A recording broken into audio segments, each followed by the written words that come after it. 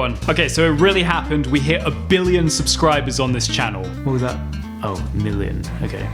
We hit 1 million subscribers on this channel. Seriously though, about 3 years ago, I only had 5,000 subscribers, and now we're at 1 million, and it's just absolutely unbelievable. So obviously, the very first thing I have to say is thank you. So sometimes I see comments on my videos with people saying things like, I don't know if this video inspires me to practice more or to throw away my bass. Or just simply, headed to the trash can to throw my basses away. Now those comments are funny, but they do make me feel a little bit sad because one of the main reasons I do this is to make people feel inspired. So that's why today I thought I'd show you some old videos and photos of my playing from the last 15 years so you can see just how long it took me to get to this point and all the ups and downs along the way. I'm going to tell you some things I've never really discussed here before, so let's get right into it. So I grew up in a small town in England. I wasn't born into one of those musical genius families where everyone's playing bass from the age of 2 like Victor Wooten, but my parents did encourage me to start taking piano lessons from about the age of 7. It was pretty fun, but I wouldn't say it was a huge part of my life. I didn't really fall in love with music until I was about 11. I really clearly remember scrolling through TV channels until it just happened to land on MTV and Metallica's One solo was playing. It really just felt like a magical, hair-raising moment. I think it was actually the first time that I had heard incredible virtuosity that wasn't classical, and it was just so powerful. At that moment, I just knew I wanted to play rock music, but all of my friends were playing guitar and drums, so I decided to be different and play bass.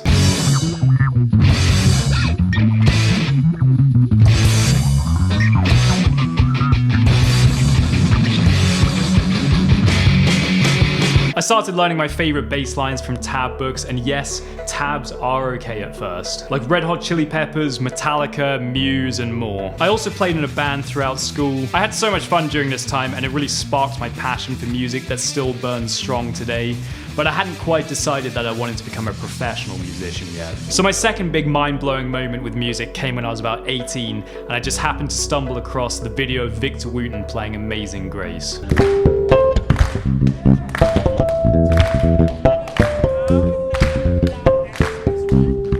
I just had no idea that a bass could sound so beautiful, and I immediately went on Amazon and bought his CD A Show of Hands, which just blew me away even more.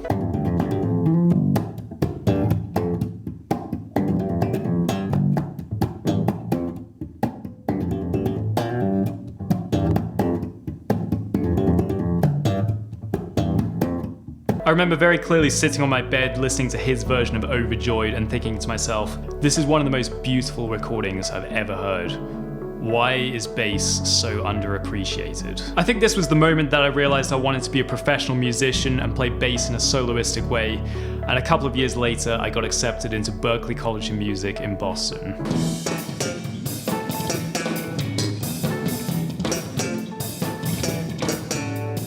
When I got to Berklee, I was surrounded by amazing musicians. Some of them were a lot more advanced than me, some of them had parents who were famous musicians, and some of them had been improvising jazz since they were in the womb. Being around people who were more advanced than I was really didn't bother me. It actually made me feel like I was in the right place. The classes at Berklee were good, but by far the best part were my private bass lessons with Jim Stenersen. But first, I just want to give a really quick shout out to Floki, who is sponsoring this video. I'm going to show you how I learn piano pieces really quickly. Today I'm going to learn Canon in D, and the first thing I'm going to do is play through it in weight mode.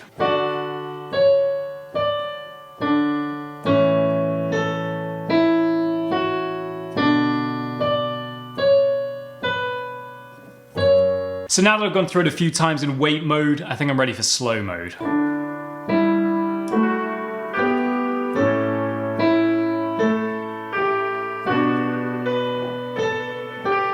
Okay, so now that I've played it in slow mode about 10 times, I think I'm ready to try it at full speed.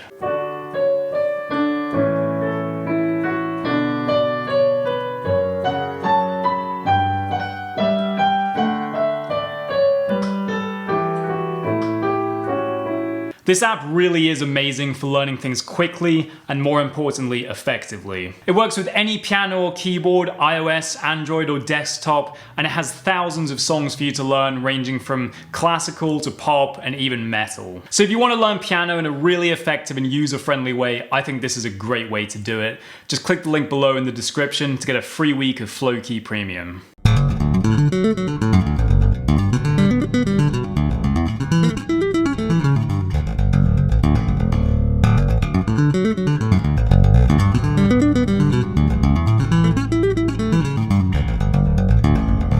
lot of times music is taught in a very free and vague way that can make it really hard to know what to practice and how to improve.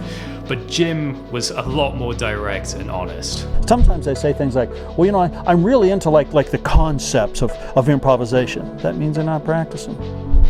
If you can't tell me exactly what you're going to work on tomorrow, what you worked on today, and what you practiced yesterday, you're just not focused, and we have to be focused. Start again, take your time, start again. I took lessons with Jim for about 5 years, and we did everything from technique to transcribing bass lines and solos, ear training, composition, improvisation. At the same time, I was playing shows every week.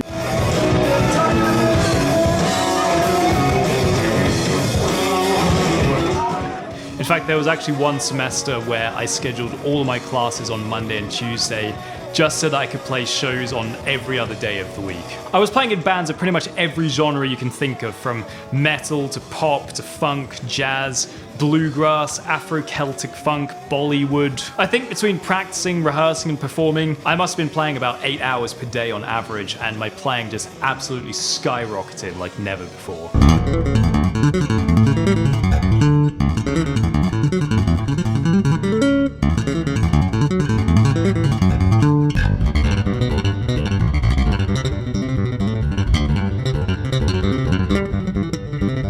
This is also around the time I started my YouTube channel and basically just uploaded videos of myself playing tapping exercises and compositions. I didn't really have any clue how to create content that does well on YouTube, and so my videos were only really getting a few thousand views, and I didn't see it as a genuine way to build a fan base, so I started focusing more on live performances. I played pretty much every type of venue you could imagine, from bars to performing arts centers, even the occasional big theater or arena, and a lot of street performances.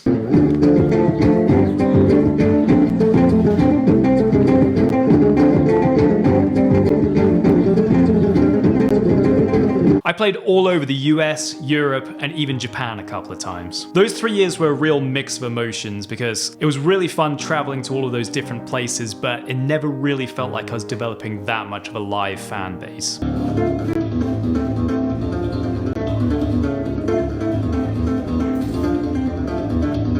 Most people at the show would really enjoy it and tell me that I was a great musician, but it was really hard to get those people to come back next time I was in town. So by mid-2019, I was actually feeling pretty stuck. Social media hadn't really worked out that well in the past, and after 3 years of relentless live performances, I hadn't had that much progress in building a fan base. This was definitely a low moment in my career, and I really started questioning everything I was doing. I thought about how my music is just so different from most people's, and maybe it's just too weird for people to appreciate. I thought about how many live music venues are closing down and how it seemed impossible to find any real live music venues that weren't just a bar with some guy playing a guitar in the corner. I'd listened to the top 40 and questioned whether anyone actually cares about impressive solos anymore. It really felt like I was just some weird guy that liked slapping and tapping bass, and that maybe no one else really cared. But then something completely unexpected happened. So in August 2019, I got an order on Fiverr from someone with the username NotDavy504. And obviously, with a username as cryptic as that, I had no clue who it was.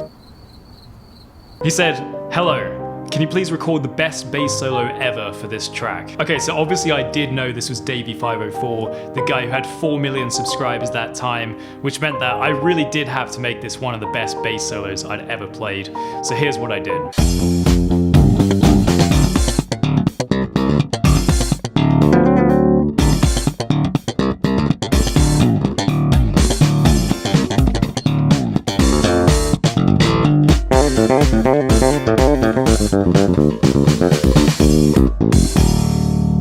Nice. So Davey really liked what I did, and he started hiring me for more of his crazy Fiverr videos, until people, maybe some of you guys, started commenting saying that we have to battle each other. So I went on his subreddit and I uploaded a video of myself challenging him to a battle, and he accepted.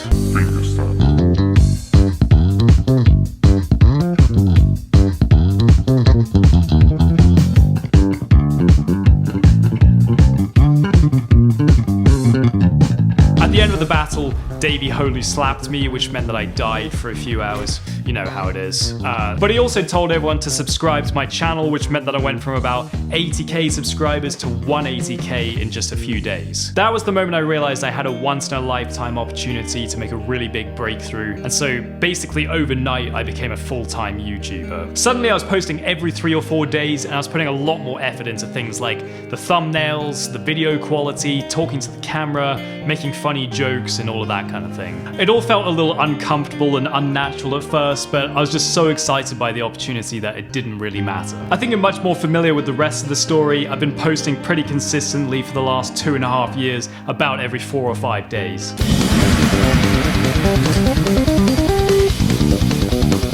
I've tried to make my videos as interesting and entertaining as I can while still making sure the music is front and center. Because of all your support and comments, I've become a lot more comfortable talking to the camera and even acting. Your mistakes resulted in some of the darkest sounds in the universe. Chromatic approaches, altered scales, and now Winston's dead. And that brings us to right now, with 1 million of you subscribed to this channel. I think one of the biggest lessons that I've learned from all of this is that if you have a big goal that means a lot to you, you're gonna have so much energy to work harder than you probably ever have in your life. All of those hours that I spent practicing and performing and editing, it's not like they were all blissful and fun, you know, there were definitely some hard moments, but every moment felt meaningful because I had a goal of becoming a great musician who could inspire people around the world. I couldn't have done any of this without some incredible people along the way who have helped me, like my family, my fiance Brooke, my bass teacher and mentor Jim Stinnett, and of course, Davey. And finally, you. At the end of the day, I wouldn't be able to do any of this if you didn't watch me and support my videos, so I have to say thank you. It really is an amazing feeling to know that I've inspired you, made you laugh, or even encouraged you to buy your first bass. Those are the kinds of things that make it feel like it's all worth it. Thank you so much for watching this video. I think I'm gonna take about 1 day off and then probably get straight back into making some crazy bass videos. Have a great day, and I'll see you in the next video.